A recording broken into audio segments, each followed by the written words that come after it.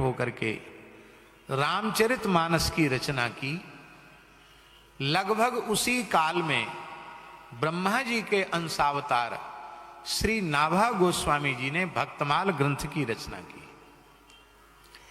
रामचरितमानस की रचना का लाभ यह मिला सनातन समाज को कि सनातन धर्म सांगोपांग उस भयंकर मुगल काल में संरक्षित सुरक्षित हो गया एक भाषा ग्रंथ के माध्यम से। सनातनी पंचदेव उपासना, हरिहर का अभेद, ये जो सारी सनातन विचारधारा है उसको रामचरितमानस के रूप में गोस्वामी तुलसीदास जी ने सुप्रतिष्ठित किया। दूसरा बहुत बड़ा काम नाभा गोस्वामी जी ने किया। महाराज जी, नाभा गोस्वामी जी का भक्तमाल न होता तो सभी वैष्णव एक मंच पर बैठे नहीं दिखाई पड़ते। हम सो इन साधुन सो पंगति, सबको एक पंक्ति में बिठाने का काम नाभा जी ने किया। यदि हम कहें कि तुलसीदास जी ने हमको भगवत स्वरूपों में भेद करने के अपराध से बचाया, भगवत अपराध से बचाया, तो हमको कहना पड़ेगा नाभा जी ने हमको भागवता अपराध से बचाया। और दोनों ग्रंथ एक ही काल के हैं। तुलसीदास जी की मानस जी का रचना काल क्या है? संबत 1631 करऊं कथा हरिपद धर सीसा, नवमी भौमवार मधुमासा, अवधपुरी यह चरित प्रकाशा। संबत 1631 में रामनवमी के दिन मंगलवार था, उस दिन रामचरितमानस ग्रंथ का प्राकट्य हुआ। अब देखिए, रामचरितमानस में तो विष्णु जी, तुलसीदास जी ने संबत लिख दिया तो समाधान वहां हो गया, लेकिन भक्तमाल ग्रंथ में नाभा जी ने संवत नहीं लिखा, तो एक बड़ी समस्या होगी। अब कैसे पता चले कि भक्तमाल का रचना काल किस संवत का है? तो श्री प्रियादास जी ने एक मार्ग हम लोगों को दे दिया। नाभा जी भगवत धाम चले गए, निकुंज पधारे, और उसके बाद श्री नाभा जी ने 100 वर्ष बाद प्रियादास जी को दर्शन दिया, प्रत्यक्ष प्रकट होकर के दर्शन दिया। इससे प्रमाणित होता है कौन्तेय प्रतिजानी ही नमे भक्ता प्रणश्यति। और महाराज जी एक और विशेष बात आपको बतावें, और प्रियादास जी ने भक्तमाल लिखना आरंभ किया है वो रेवासा पीठ में किया है।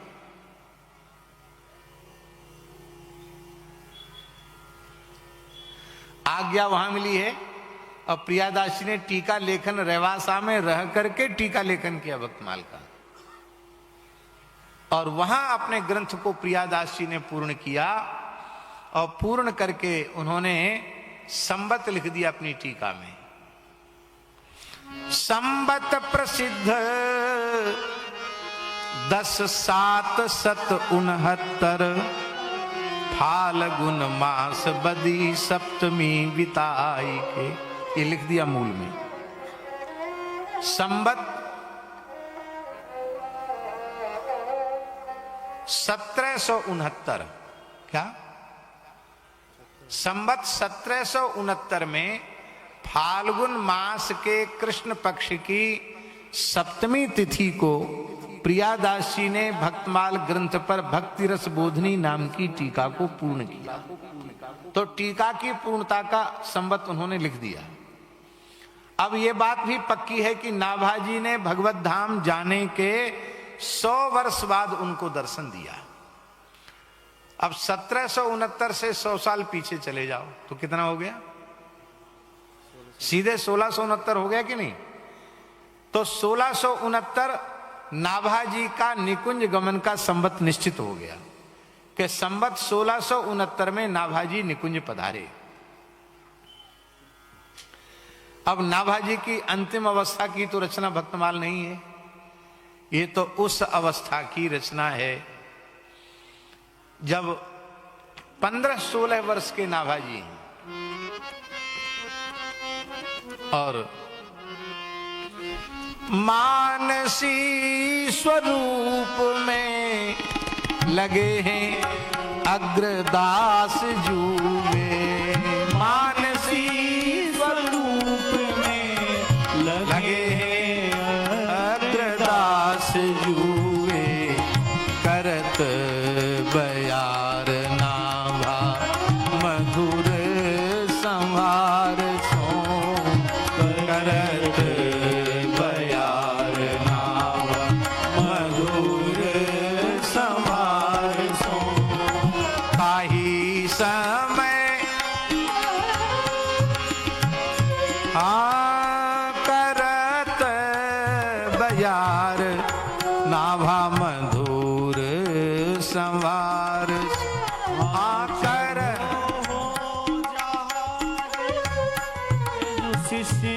एक आपदा में जहाज आपदा में करियो ध्यान खींचो मन छूटियो रूप सार सो। कहत समर्थ गयो बोही त बहुत दूर। कहत समर्थ गयो बोही त बहुत दूर। आवो छवीपुर धरो ताहि धार सो। हाँ ढर्यो ताही भाव सो। लोचन उघारी के निहारी कह्यो बोल्यो कौन। लोचन उघारी के निहारी कयो बोलो कौन। बोल्यो वही पाल्यो सीत दे दे सुकुमार सो। बोल्यो वही पाल्यो सीत दे दे सुकुमार सो। तो उस समय 15-16 वर्ष की अवस्था रही नाभाजी की। और उस समय नाभाजी के गुरुजी ने आज्ञा दी कि जिन संतों की जूठन ने चरणामृत ने चरण रज ने तुमको इतनी सामर्थ्य दे दी कि गुरुजी के मन की मानसी सेवा भी देख ली और शिष्य विपत्ति में है, उसके लिए अपने पंखे के झोंके से जहाज के तूफान की दिशा को बदल दिया, जहाज को किनारे ले आए। उन संतों का रस जस गाओ, उनका यश गाओ, उनका जस गाओ। श्री गुरु अग्रदेव आज्ञा दई हरि भक्तन को यश गाओ।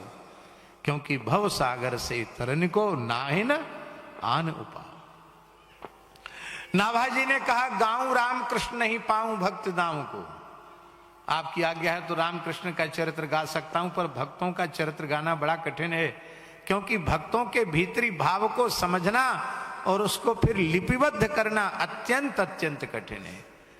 भक्त सभी अपने आप में विलक्षण हैं, सबके भाव हैं, पर किसी का कोई भाव, किसी का कोई भाव, विचित्र विचित्र भाव। अभी एक नई घटना आपको सुनाए। नई घटना का मतलब बहुत पुरानी घटना नहीं है। वृंदावन में राधा वल्लभ संप्रदाय के एक बहुत अच्छे गोस्वामी थे, संत ही थे महान, परम पूज्य श्री ललिता चरण जी गोस्वामी। महाराज जी ने भी दर्शन किया होगा, नाम तो खूब सुना हो। बहुत अच्छे डूबे हुए रसिक थे, महापुरुष थे।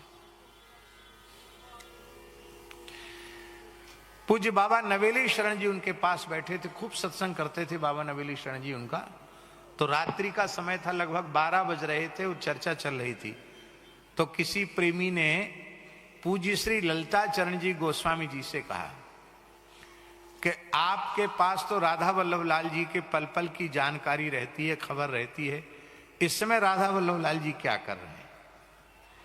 महाराज जी, उस प्रेमी ने तो विनोद में पूछा और पूज्य श्री ललिता चरण गोस्वामी जी ध्यानस्थ हो गए। एक क्षण बाद नेत्र खोल के बोले, हंसने लगे और बोले, राधा वल्लभ लाल जी इस समय रेतिया बाजार में एक भड़भूजा की दुकान पर बैठ के गरम गरम भाड़ खा रहे हैं। कितने बजे? रात को 12 बजे। ऐसे कैसे बोल दिया महाराज जी ने। अब वो महाराज, ठंडी का समय था, तो साइकिल से वहां रेतिया बाजार में भड़भूजा की दुकान थी पहले, अब है कि नहीं पता नहीं, तो वो गए।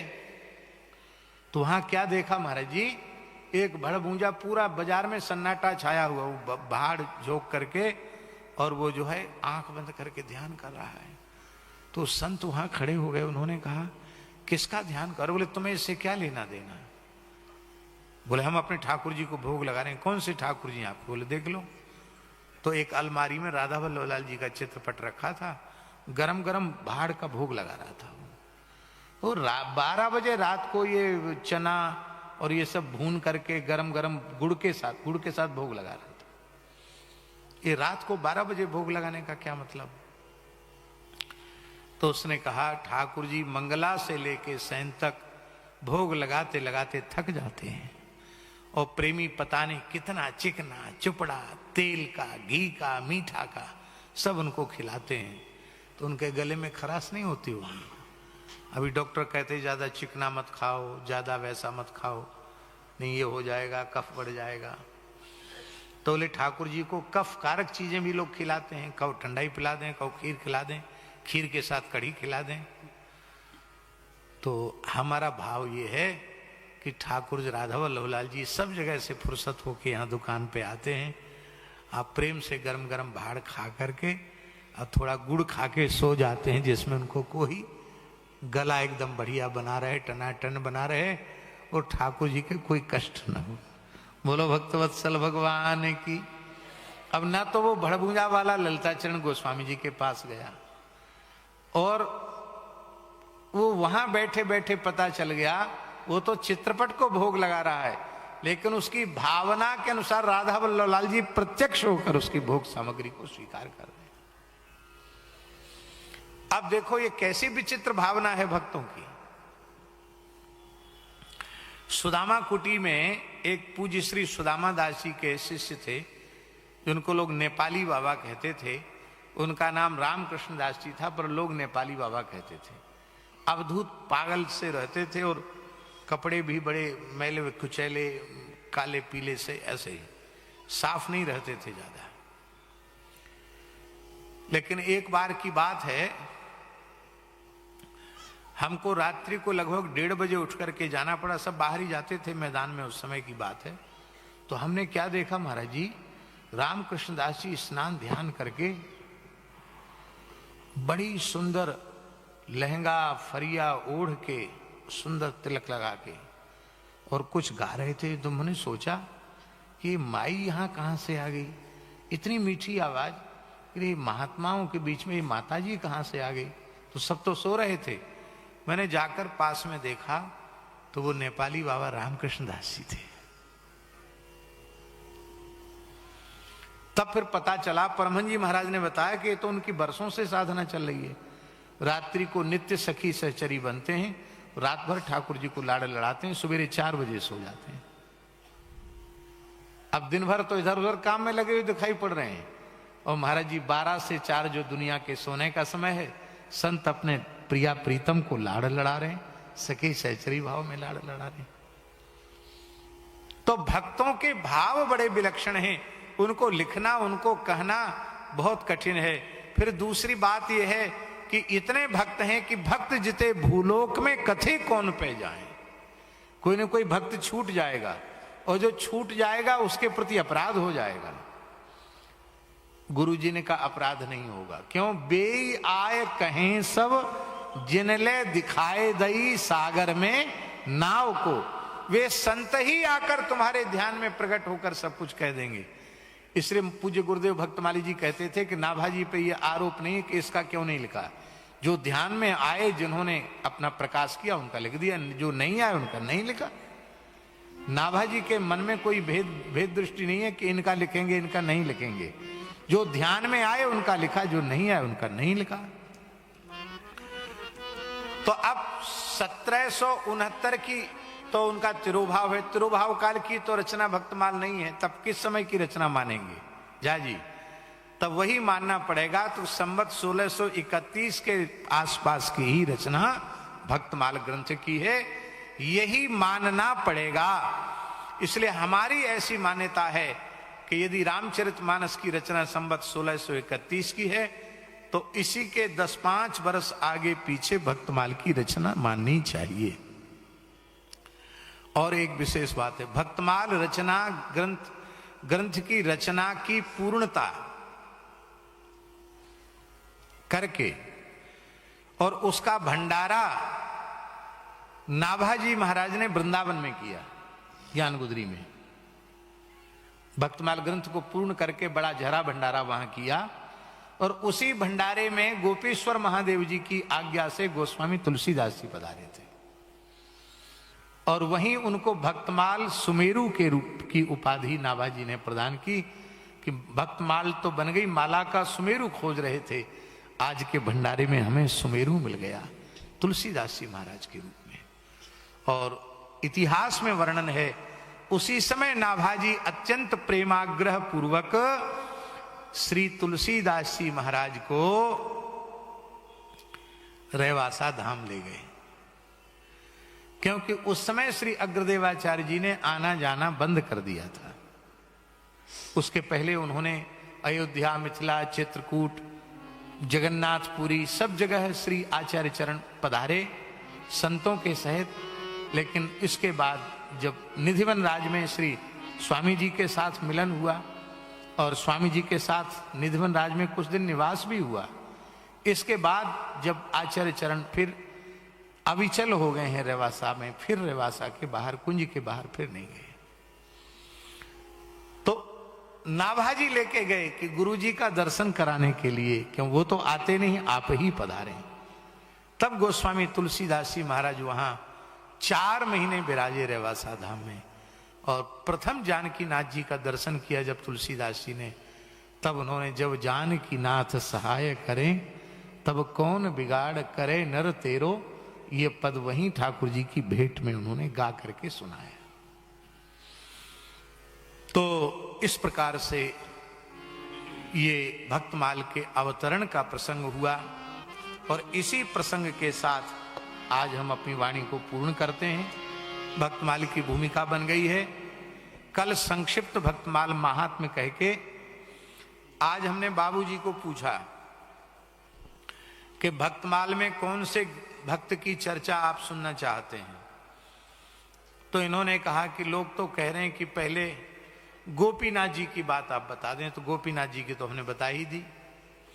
अब भक्तमाल में इतने चरित्र हैं, था नहीं है चरित्रों की, और इन्होंने कोई बताया नहीं, तो हम सोचे हम क्या सुनाएंगे।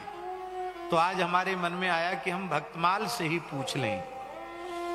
तो जैसे द्वितीय खंड खोला कि जो भक्त का चरित्र सामने आएगा वही सुनाएंगे, इस भाव से पोथी जैसे ही खोली तो उसी समय श्री साक्षी गोपाल के भक्त का चरित्र नेत्रों के सामने आया। मैंने कहा देखो कितने सौभाग्य की बात है कि उड़ीसा के ही एक संत का साक्षी गोपाल जी का चरित्र आया। तो कल से हम वही चर्चा करेंगे। गोपीनाथ जी की चर्चा तो हुई ही है और अब साक्षी गोपाल जी की भी चर्चा हो जाएगी। तो इन्हीं शब्दों के साथ प्रणाम।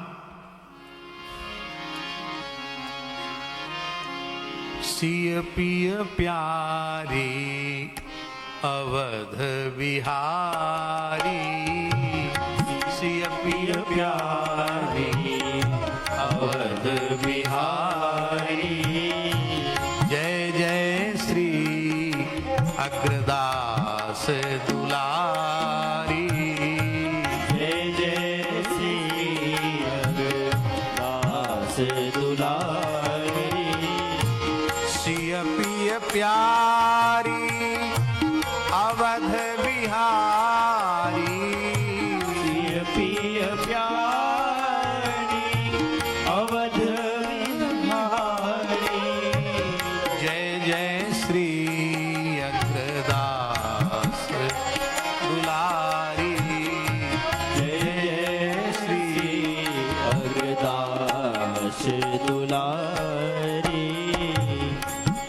अशोक विदासरिया जी माता जी के सहित ऊपर आ जाएं, अनिल जी आ जाएं, कैलाश जी आ जाएं, जो भी हैं बाहर से पधारे प्रेमी हैं सब आ जाएं।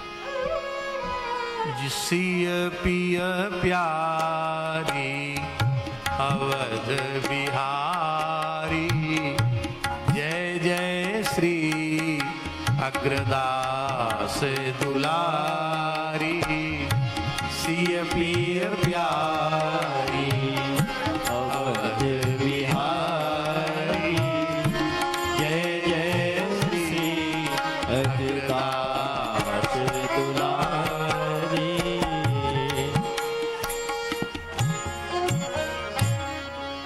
ओम ज्वाला मालिन्यै नमः रत्नेश्वर्यै नमः सर्वोपचारार्थे गंधाक्षत पुष्पाणि समर्पयामि। इस धन्य नाभा भारती की आरती आरती हरे, भक्त भगवत की कथा सब विश्व का मंगल करे। नर जाति जब माया विवश अज्ञान तम में पग गई, जग भारती आभा तभी जग जग गई जगमग गई। अज्ञान माया मोह तम की काली माँ कलई धूली, सत प्रेम समता सत्य सुख सुचि गंज गलिकाए।